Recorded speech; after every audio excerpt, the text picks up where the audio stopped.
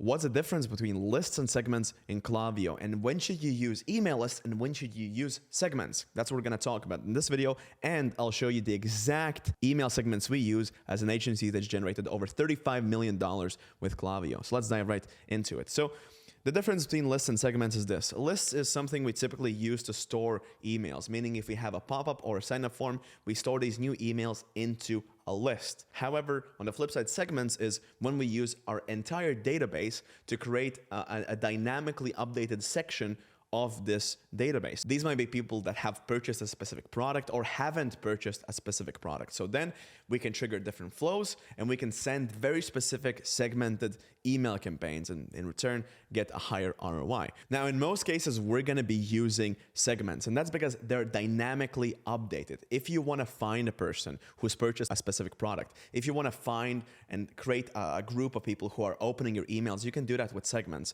And segments go all the way back. You don't need to go into Shopify, export a specific list. Segments are dynamically updated with historical and current data. That's why we always want to use segments when it comes to campaigns and everything. And these are the exact segments we use as an agency that's generated over $35 million in sales. So the first segment is going to be an engaged segment. So engaged people are people who are opening your emails actively, opening and clicking them. So we typically have different levels of engagements. We have engaged 30, engaged 60, engaged 90, and engaged 120.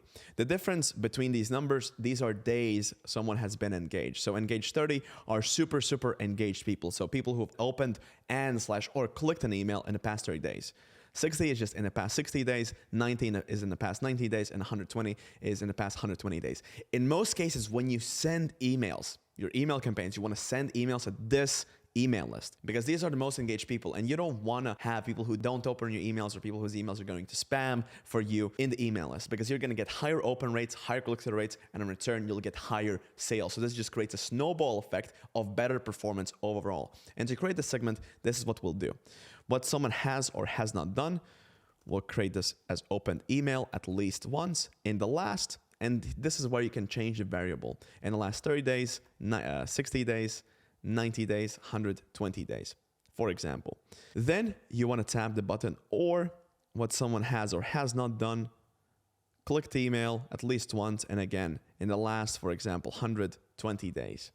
Pretty straightforward. So these are the engaged people. This is the one list we would have. So let me tap create segment. And you want to do this, you want to change the variables for the days from 30, 60, 90, 120.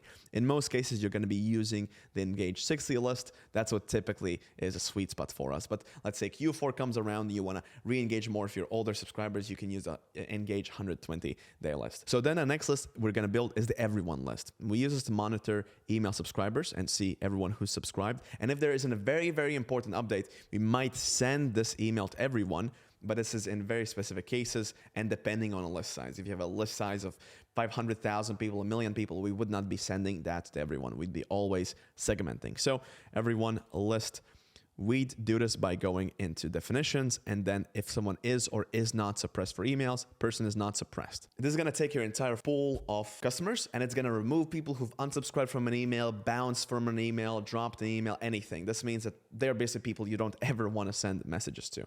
Pretty straightforward.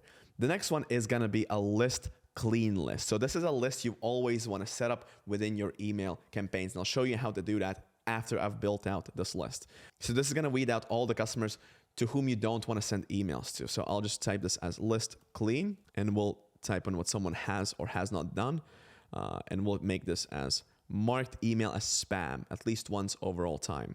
What someone has or has not done, bounced email at least once over all time. What someone has or has not done, we can turn this and do dropped email at least once over all time. And these are the people we don't want to send emails to. That's list clean 1. We'll do list clean 2. And list clean 2 is going to be for people who might have been active, but they haven't been active recently.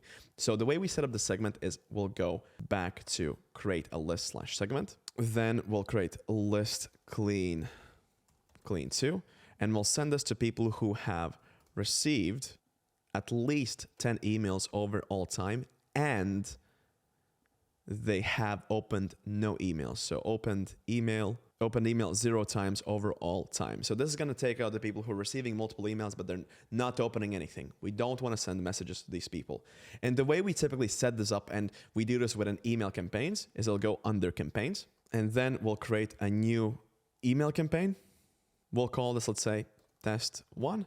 And for the list, we can take the, for example, engaged 30, 60, 90 list. Then we'll do list clean. So a list clean this one, and then list clean that.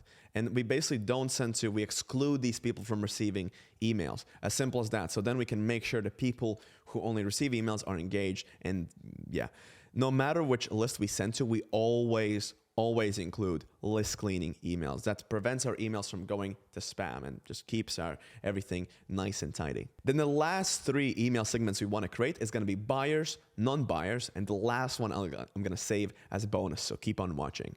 The first one is going to be buyers. So the way we set this up is go under segments, type in buyers, and then what someone has or has not done, placed order at least once over all time.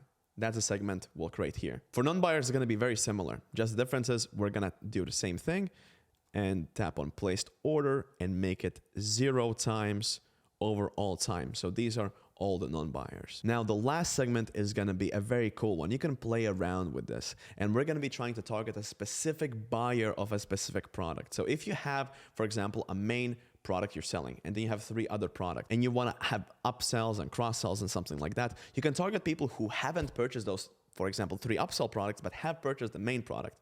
So what we can do is type on non-buyers of upsell products. So what I'll do here, I'll select a condition, what someone has or has not done, placed order 0 times, and add filter. I'll type on item. In my case, this doesn't show up, but then I can type, you need to type on item, and you type in the product name.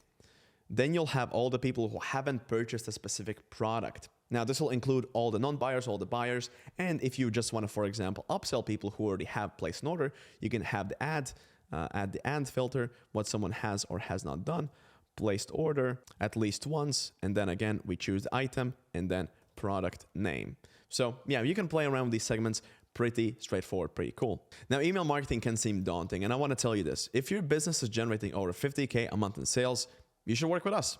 We'll look at your email marketing strategy, see if and how it could be improved. And I've actually left a link down in the description where you can book a call with us so we can see if and how we can help. So tap the link in the description, and I'll talk to you on the call.